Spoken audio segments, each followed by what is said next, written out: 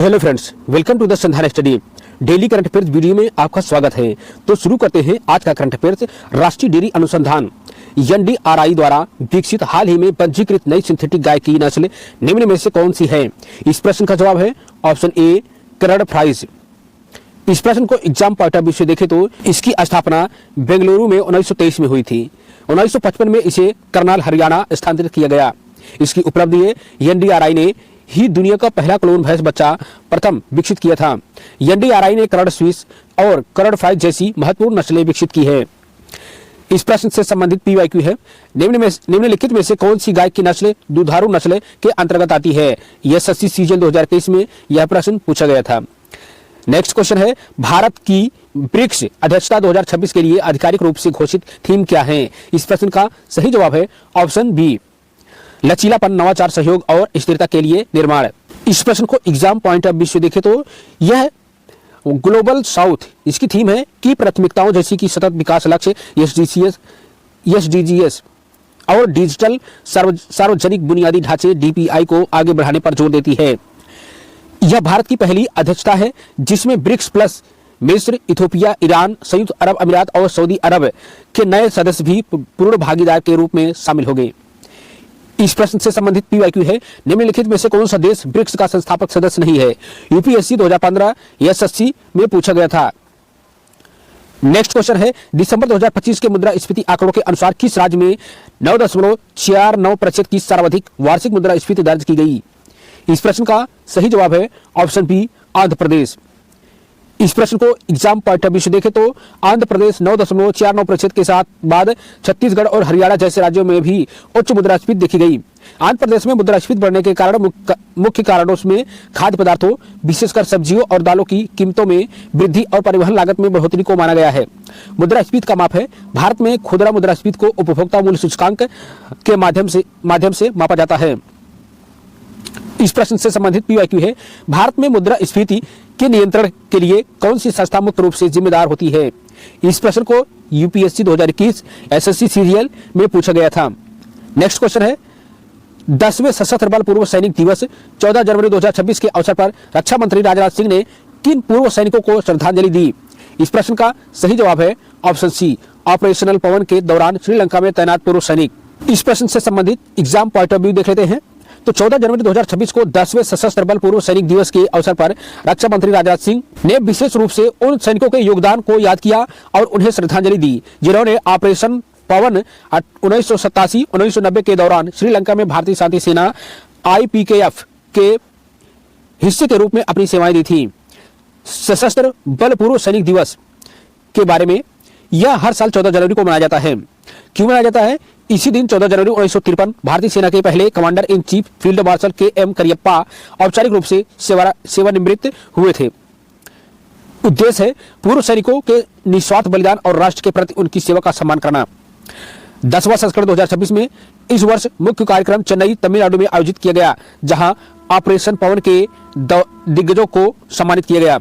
इसका उद्देश्य भारत श्रीलंका समझौते के तहत लिट्टे को निशस्त्र करने और श्रीलंका में शांति स्थापित करने के लिए भारतीय सेना IPKF द्वारा चलाया गया अभियान है। प्रीवियस ईयर PYQ है, भारतीय सेना के पहले भारतीय कमांडर इन चीफ कौन थे? SSC सीजन 2022 RRB में यह प्रश्न पूछा गया था। इस प्रश्न का सही जवाब है option B, field marshal KM Cariappa. Next question है, 16 जनवरी 2026 को आयोजित छठी आसियान भारत डिजिटल मंत्रियों की बैठक ADG-MIN की थीम क्या थी?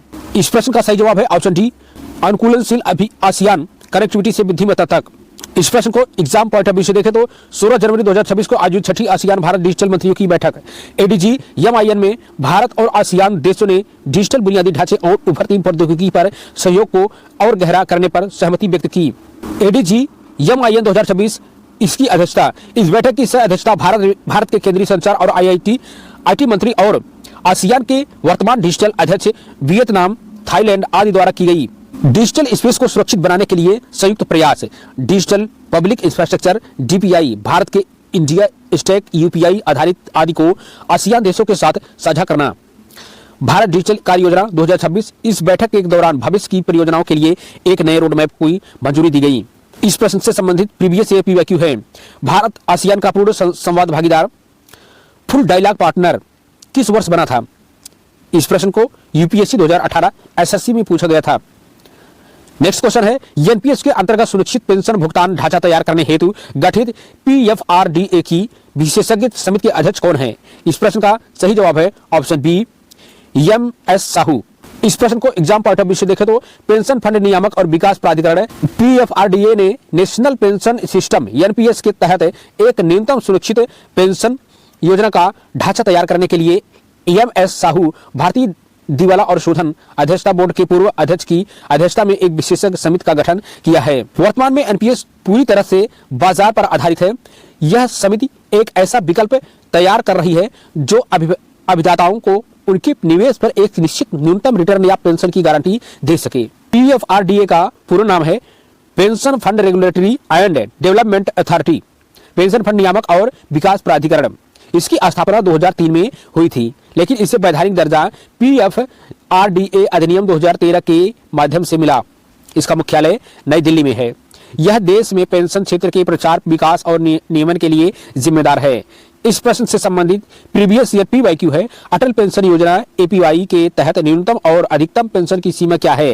SSC CGL 2022, आईबीपीए, आईबीपीएसपीओ। नेक्स्ट क्वेश्चन है, नीति आयोग द्वारा जारी निर्यात तैयारी सूचकांक ईपीआई 2024 में बड़े राज्यों की श्रेणी में शीर्ष स्थान किस राज्य को प्राप्त हुआ? इस प्रश्न का सही जवाब है ऑप्शन सी, तमिलनाडु। इस प्रश्न को एग्जाम पॉइंट ऑफ व्यू से देखें तो नीति आयोग द्वारा जारी निर्यात तैयारी सूचकांक ईपीआई इंडेक्स 2024 के परिणामों के अनुसार तमिलनाडु ने बड़े तटीय राज्यों की श्रेणी में गुजरात और महाराष्ट्र को पीछे छोड़ते हुए शीर्ष स्थान प्राप्त किया है। इस प्रश्न से संबंधित पीवाईक्यू है, नीति आयोग के निर्यात तैयारी सूचकांक का उद्देश्य क्या है? इस प्रश्न को यूपीएससी स्टेट पीएससी में पूछा गया था। नेक्स्ट क्वेश्चन है, जनवरी 2026 में नई दिल्ली में काउंटर टेररिज्म पर 16वीं एडीएमएम प्लस विशेषज्ञ कार्य समूह बैठक भारत और किस देश के बीच आयोजित हुई? इस प्रश्न का सही जवाब ऑप्शन सी होगा, रूस। इस प्रश्न को एग्जाम पॉइंट ऑफ व्यू से देखें तो जनवरी 2026 में भारत और रूस ने नई दिल्ली में काउंटर टेररिज्म आतंकवाद विरोध पर 16वीं एडीएमएम प्लस विशेषज्ञ कार्य समूह की बैठक हुई। इस बैठक की मुख्य बिंदु है, यानी कि एडीएमएम प्लस बैठक की मुख्य बिंदु भारत और रूस वर्तमान चक्र 24-27 के लिए सह अध्यक्षता है। इसमें 10 आसियान देशों और 8 प्लस देश के प्रतिनिधित्व में हिस्सा लिया। इसका उद्देश्य आतंकवाद के उभरते खतरों, विशेष रूप से ड्रोन तकनीकी के दुरुपयोग और साइबर आतंकवाद से निपटने के लिए सैन्य सहयोग को बढ़ावा देना। क्षेत्रीय सुरक्षा, यह बैठक हिंद प्रशांत क्षेत्र में शांति और स्थिरता सुनिश्चित करने के लिए आसियान की केंद्रीयता पर जोर देती है। इसका पहला शिखर सम्मेलन 2010 में हनोई, वियतनाम में आयोजित किया गया था। 10 आसियान देश और 8 संवाद भागीदार भारत, चीन, ऑस्ट्रेलिया, जापान, न्यूजीलैंड, दक्षिण कोरिया, रूस और अमेरिकी शामिल हैं। समूह ईडब्ल्यूजी यह 7 क्षेत्रों में काम करता है: समुद्री सुरक्षा, आतंकवाद विरोध, मानवीय सहायता, आपदा राहत, शांति रक्षा अभियान, सैन्य चिकित्सा और साइबर सुरक्षा। इस प्रश्न से संबंधित पीवाईक्यू है, निम्नलिखित में से कौन सा देश एडीएमएम प्लस का सदस्य नहीं है? इस प्रश्न को यूपीएससी सीएपीएफ में पूछा गया था। नेक्स्ट क्वेश्चन है, जनवरी 2026 में जीरो हेनले पासपोर्ट इंडेक्स 2026 में भारतीय पासपोर्ट को कौन सी रैंक प्राप्त हुई है? इस प्रश्न का सही जवाब है ऑप्शन ए, 80वीं रैंक प्राप्त हुई है। इस प्रश्न को एग्जाम पॉइंट ऑफ व्यू से देखें तो जनवरी 2026 में जारी हेनले पासपोर्ट इंडेक्स 2026 के अनुसार भारतीय पासपोर्ट ने अपनी स्थिति में 5 पायदान का सुधार किया है और अब 80वें स्थान पर पहुंच गया है। 2025 में भारत 85वें स्थान पर था। हेनले पासपोर्ट इंडेक्स 2026 का मुख्य बिंदु है भारत की रैंक 80वीं अल्जीरिया और नाइजर के साथ साझा। वीजा युक्त पहुंच, भारतीय पासपोर्ट धारक अब दुनिया के 55 देशों में बिना पूर्व वीजा या वीजा ऑन अराइवल के यात्रा कर सकते हैं। शीर्ष स्थान रैंक, सिंगापुर ने अपना शीर्ष स्थान बरकरार रखा है। इसके नागरिक 192 देशों में बिना वीजा के जा सकते हैं। दूसरा स्थान जापान और दक्षिण कोरिया 188 देश। तीसरा स्थान डेनमार्क, स्विट्जरलैंड, स्वीडन, स्पेन और लग्जमबर्ग 186 देश। सबसे खराब प्रदर्शन अफगानिस्तान 101वें स्थान पर सबसे नीचे रहा है। इस प्रश्न का प्रीवियस ईयर पीवाईक्यू देखें तो हेनले पासपोर्ट इंडेक्स किस संस्था द्वारा जारी किया जाता है? इस प्रश्न को एसएससी सीजीएल 2022 में पूछा गया था। नेक्स्ट क्वेश्चन है, हेनले पासपोर्ट इंडेक्स 2026 जनवरी के अनुसार दुनिया का सबसे शक्तिशाली पासपोर्ट किस देश का है? इस प्रश्न का सही जवाब है ऑप्शन बी, सिंगापुर। इस प्रश्न से संबंधित पीवाईक्यू है, निम्नलिखित में से कौन सा देश पिछले कुछ वर्षों से लगातार हेलने पासपोर्ट इंडेक्स में शीर्ष स्थानों पर टॉप 3 में बना हुआ है? नेक्स्ट क्वेश्चन है, काजीरंगा राष्ट्रीय उद्यान को किस प्रकार के पारिस्थितिकी तंत्र के रूप में सर्वाधिक उपयुक्त रूप से वर्गीकृत किया जाता है? इस प्रश्न का सही जवाब है ऑप्शन सी, जलहोड़ बाढ़ के मैदान। इस प्रश्न को एग्जाम पॉइंट ऑफ व्यू से देखें तो काजीरंगा राष्ट्रीय उद्यान ब्रह्मपुत्र नदी के किनारे स्थित है और इसे जलहोड़ बाढ़ के मैदान के रूप में सबसे सटीक रूप से वर्गीकृत किया जाता है। यहाँ का पारिस्थितिकी तंत्र हर साल आने वाली ब्रह्मपुत्र की बाढ़ पर निर्भर करता है, जो मिट्टी को उपजाऊ बनाती है और घास के मैदानों को पुनर्जीवित करती है। राष्ट्रीय काजीरंगा उद्यान पारिस्थितिकी तंत्र की विशेषताएं, प्राकृतिक भूगोल। यह उद्यान ब्रह्मपुत्र नदी के दक्षिण में स्थित एक विशाल फ्लड प्लेन बाढ़ मैदान है, जहां मिट्टी की पूरी तरह से जलोढ़ है। प्रमुख वनस्पति गीली जड़ों घास के मैदान। उद्यान का लगभग 2/3 हिस्सा लंबी एलिफेंट ग्रास से ढका है। यहाँ बिग 5, गैंडा बाघ, हाथी, जंगली भैंसा और दलदली हिरण पाए जाते हैं। यूनेस्को ने इसे 1985 में विश्व धरोहर स्थल घोषित किया था। टाइगर रिजर्व, इसे 2006 में टाइगर रिजर्व घोषित किया गया। यहाँ बाघों का घनत्व दुनिया में सबसे अधिक में से एक है। वाइल्ड लाइफ इंटरनेशनल द्वारा इसे महत्वपूर्ण पक्षी क्षेत्र के रूप में मान्यता प्राप्त है। इस प्रश्न से संबंधित PYQ है, निम्नलिखित में से कौन सी नदी काजीरंगा राष्ट्रीय उद्यान के उत्तरी भाग से होकर बहती है? इस प्रश्न को UPSC SSC में पूछा गया था। नेक्स्ट क्वेश्चन है, अंतर्राष्ट्रीय मसाला सम्मेलन 2026 का आयोजन निम्न में से किस शहर में किया जाएगा? इस प्रश्न का सही जवाब है ऑप्शन ए, कोच्चि में। इस प्रश्न को एग्जाम पॉइंट ऑफ व्यू से देखें तो अंतर्राष्ट्रीय मसाला सम्मेलन ISC 2026 का आयोजन केरल के कोच्चि शहर में किया जाना है। कोच्चि की ऐतिहासिक रूप में मसालों का शहर माना जाता है और यह भारत के मसाला व्यापार का प्रमुख केंद्र है। यह मुख्य रूप से all India spice export forum AISEF द्वारा आयोजित किया जाता है। इसका उद्देश्य मसाला उद्योग में वैश्विक चुनौतियों और खाद्य सुरक्षा मानकों, टिकाऊ कृषि और नई तकनीकों पर चर्चा करना है। इस प्रश्न से संबंधित PYQ है, भारतीय मसाला बोर्ड किस मंत्रालय के अंतर्गत कार्य करता है? SSC, CGL, UPSC, EPFO में यह प्रश्न पूछा गया था। तो डेली करंट अफेयर्स वीडियो में बस इतना ही। मिलते हैं नेक्स्ट वीडियो में, तब तक चैनल को सब्सक्राइब, लाइक, शेयर जरूर करें। धन्यवाद।